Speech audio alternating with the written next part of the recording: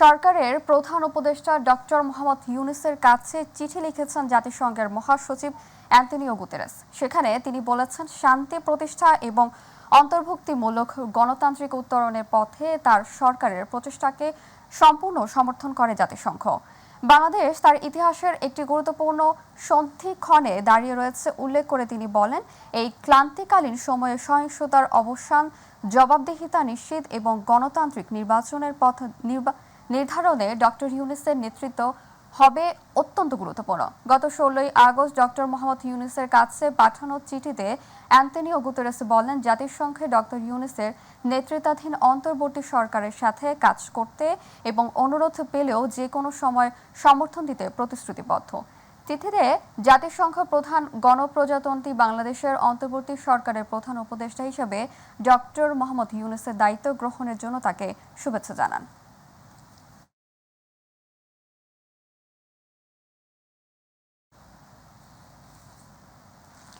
আওয়ামী লীগের কেন্দ্রীয় যুগ্ম সম্পাদক ও সাবেক মন্ত্রী দীপুমণিকে গ্রেপ্তার করেছে আইন শৃঙ্খলা বাহিনী। সন্ধ্যায় রাজধানীর বাড়িধারা ডিএজে এলাকা থেকে তাকে গ্রেপ্তার করা হয়। তাকে আটক করেছে ডিবি গুলশান বিভাগের একটি দল। দীপুমণির বিরুদ্ধে চাঁদপুর এবং ঢাকায় মামলা রয়েছে। গ্রেপ্তারের পর দীপুমণিকে মিন্টো রোডের ডিবি কার্যালয়ে নেওয়া হয়। এদিকে সাবেক যুগ্ম ও ক্রীড়া উপমন্ত্রী এবং নেত্রকোনা 2 আসনের সাবেক সংসদ সদস্য আরিফ খান জয়কে গ্রেপ্তার করেছে ডিএমপি। পুলিশে জানায়, মোহাম্মদপুর থানার হত্যা মামলায় আরিফ খান জয়কে গ্রেপ্তার করা হয়। আজ তাদের 10 দিনের রিমান্ড চেয়ে আদালতে সোপর্দ করবেন পুলিশ।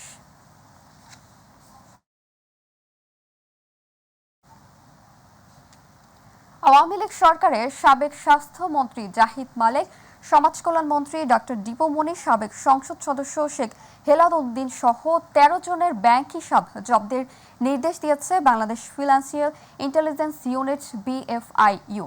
পাশাপাশি তাদের মালিকানাধীন ব্যবসা প্রতিষ্ঠানের ব্যাংক হিসাবের লেনদেনও স্থগিত করা হয়েছে। সোমবার দেশের সব ব্যাংক ও আর্থিক প্রতিষ্ঠানকে চিঠি দিয়ে এই নির্দেশনা জানিয়েছে BFIU।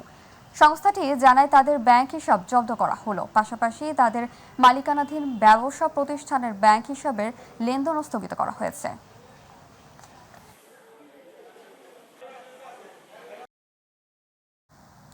বৈষম্য বিরোধী ছাত্র আন্দোলনে যারা হত্যাকাণ্ড চালিয়েছে, দ্রুত সময়ের মধ্যে তাদের ও নির্দেশতাদের বিচারের আওতায় আনা হবে বলে জানিয়েছেন তথ্য উপদেষ্টা নাহিদ ইসলাম। রাতে রাজধানীর মহাখালীতে শহীদ গোলাম নাফিজের পরিবারের খোঁজ নিতে গিয়ে সাংবাদিকদের প্রশ্নের জবাবে তিনি এই কথা বলেন।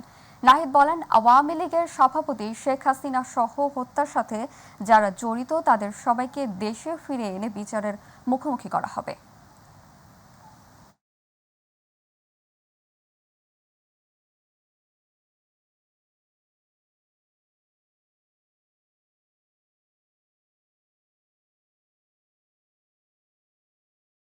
আমরা নাফিজের পরিবারের সাথে সবসময় থাকব এবং এই হত্যাযজ্ঞের সাথে যারা জড়িত, এই গণহত্যার সাথে যারা জড়িত, অবশ্যই তাদের বিচার হবে বাংলার মাটিতে। যারা এটার সাথে জড়িত, আওয়ামী লীগের বিভিন্ন নেতাদের গ্রেফতার প্রক্রিয়া শুরু হয়েছে। খুবই দ্রুত সময়ের মধ্যে যারা দেশে পালিয়ে আছে বিভিন্ন জায়গায় তাদেরকে গ্রেফতার করা হবে এবং যিনি হুকুমের আসামি, এই রক্তপিপাসু শেখ হাসিনা যিনি এখন পালিয়ে আছে, তাকেও বাংলাদেশের মাটিতে এনে বিচারের আওতায় আনা হবে। নোয়াখালীর চৌমোহনী পৌরসভায় প্রায় 2 লাখ মানুষ নাগরিক সেবা নিয়ে অনিশ্চয়তায় পড়েছেন। অন্তর্বর্তীকালীন সরকারকে আর্থিক সহযোগিতা প্রদান করে দ্রুত নাগরিক সেবা ফিরিয়ে পেতে সহযোগিতার অনুরোধ জানান সাধারণ জনগণ সহ পৌর মেয়র। নোয়াখালী প্রতিনিধি ইসফাক ইয়াসিনের তথ্যচিত্রে আতিকুর রহমান তিতাসের রিপোর্ট। গত 5 আগস্ট নোয়াখালীর চৌমোহনী পৌরসভায় অগ্নিসংযোগ, ভাঙচুর, লুটপাটের ঘটনায় প্রায় 27টি নাগরিক সেবার মালামাল, পরিবহন সহ 200 কোটি টাকার ক্ষয়ক্ষতি হয়। এতে 60,000 ভোটার সহ প্রায় 2 লাখ নাগরিকের সেবা অনিশ্চিত হয়ে পড়েছে। বর্তমানে নাগরিক সেবা দিতে কর্তৃপক্ষ অপারগতা প্রকাশ করছে, তাই দ্রুত নাগরিক সেবা ফিরে পেতে অন্তর্বর্তীকালীন সরকারকে বিষয়টি খতিয়ে দেখার আহ্বান জানান সাধারণ মানুষ। এটা তো আর বাইরে তো কোনো লাভ হইল না। যদি বুঝতাম যে আজকে ভাঙ্গিয়া একটা লাভ হয়েছে তাহলে কি হয়েছে, তাইলে একটা মনে বুঝান যেত। সমস্যার কারণে দীর্ঘদিন থেকে বড় কাজের সেবা বঞ্চিত হচ্ছে পৌর এলাকার লোকজন। ক্ষয়ক্ষতি কাটিয়ে উঠে জনগণকে নাগরিক সেবা দিতে সকলের সহযোগিতা কামনা করেন কর্মকর্তারাও।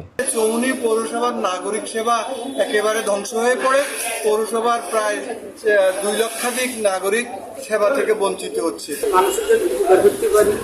এইটাই আমাদের আশা। সব ক্ষয়ক্ষতি কাটিয়ে দ্রুতই জনগণকে নাগরিক সেবা দেওয়ার পরিবেশ তৈরি করা হবে বলে জানান এই পৌর মেয়র। সরকার বাহাদুরের কাছে আমাদের আবেদন থাকবে, আমাদেরকে যত দ্রুত আমাদের আর্থিক সহযোগিতা দিলে আমরা হয়তো এটাকে কিছু করতে পারবো। তবে মেইন যে মূল ভবন সেটা পরিত্যক্ত হয়ে গেছে। সকলের সহযোগিতায় দেশের চলমান পরিস্থিতি কাটিয়ে উঠে জনগণের আস্থা অর্জনে দ্রুত নাগরিক সেবা দিতে পারবেন বলে মনে করছেন সংশ্লিষ্টরা। আতিকুর রহমান তিতাস, মাই টিভি। সিলেটের বিয়ানীবাজারের শাওলা স্থলবন্দর দিয়ে বাংলাদেশ ও ভারতের মধ্যে বন্ধ থাকা কয়লা ও পাথর আমদানি রপ্তানি আবারও শুরু হওয়ায় স্থলবন্দর পরিদর্শন ও মতবিনিময় করেছেন সিলেট কয়লা আমদানিকারক গ্রুপ ও সিলেট জেলা পাথর আমদানিকারক গ্রুপের নেতৃবৃন্দ। সোমবার সিলেট কয়লা আমদানিকারক গ্রুপ ও সিলেট জেলা পাথর আমদানিকারক গ্রুপের যৌথ উদ্যোগে আয়োজিত এই মতবিনিময় সভায় সভাপতিত্ব করেন কয়লা আমদানিকারক গ্রুপের সাধারণ সম্পাদক ও সিলেট জেলা পাথর আমদানিকারক গ্রুপের সভাপতি আলহাজ আতিক হোসেন এবং পরিচালনা করেন আমদানিকারক গ্রুপের অর্থ সম্পাদক জয়দেব চৌধুরী।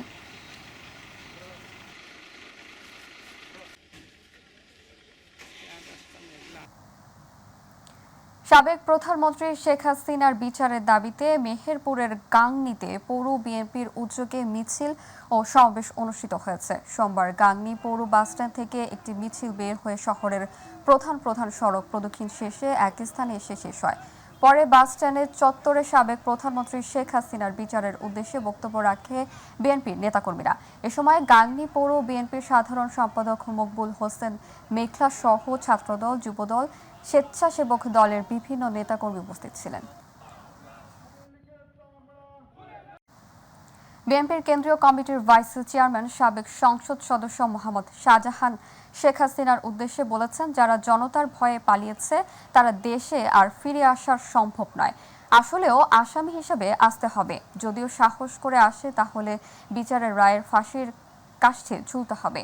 সোমবার জেলা বিএনপির অস্থায়ী কার্যালয়ে স্বেচ্ছাসেবক দলের ৪৪তম প্রতিষ্ঠা বার্ষিকী উপলক্ষে আয়োজিত সমাবেশে প্রধান অতিথির বক্তব্যে তিনি এসব কথা বলেন।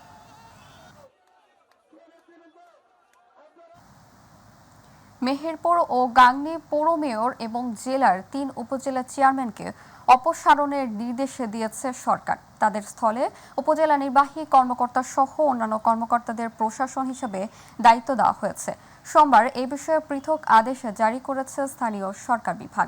এর আগে গত শুক্রবার স্থানীয় সরকার অধ্যাদেশে ২০২৪ স্থানীয় সরকার পৌরসভা সংশোধন অধ্যাদেশ, ২০২৪ জেলা পরিষদ সংসদ অধ্যাদেশ, ২০২৪ ও উপজেলা পরিষদ সংসদ অধ্যাদেশ ২০২৪-এর খসড়া অনুমোদন করে অন্তর্বর্তী সরকারের উপদেষ্টা পরিষদ পরে তারা অধ্যাদেশ আকারে জারি করে।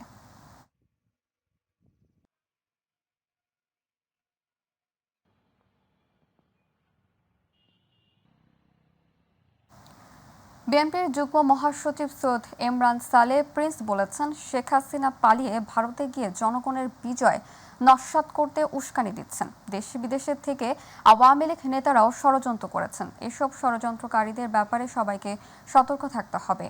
ময়মনসিংহের হালুয়াঘাট ও ধোবাউড়া উপজেলার বিভিন্ন স্থানে বৈষম্য বিরোধী আন্দোলনে নিহতদের কবর জিয়ারত ও পরিবারের সাথে সাক্ষাৎ এবং হতাহতদের পরিবারকে আর্থিক সহায়তা প্রদানকালে তিনি এসব কথা বলেন। এ সময় ময়মনসিংহ উত্তর জেলা বিএনপির সদস্য অধ্যাপক আজহারুল ইসলাম কাজল, আনিসুর রহমান মানিক সহ নেতৃবৃন্দ উপস্থিত ছিলেন।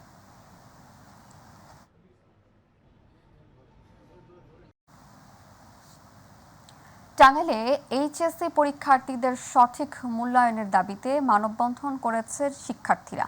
টাঙ্গাইল প্রেস ক্লাবের সামনে মানববন্ধনে শিক্ষার্থীরা তাদের দাবি উপস্থাপনা করেন। মানববন্ধন শেষে একটি বিক্ষোভ মিছিল বের করে। মিছিলটি সড়কের বিভিন্ন সড়ক প্রদক্ষিণ করে স্থানীয় শহীদ মিনারে গিয়ে শেষ হয়।